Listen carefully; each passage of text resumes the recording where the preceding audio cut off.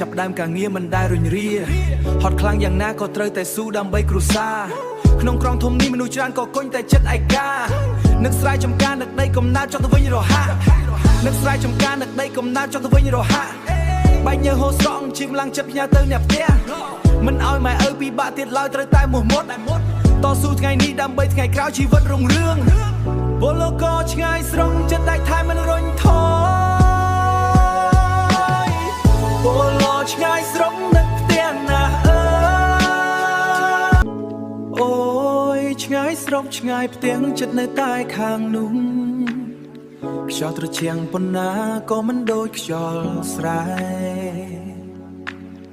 ខ្យល់ត្រជាក់ប៉ុណ្ណាក៏មិនដូចខ្យល់ស្រែទៅរកការងារដើម្បីគ្រួសារតែបេះដូងនៅតែហៅផ្ទាំងថ្ងៃដំបូងចាក់ចេញទឹកភ្នែកហូរ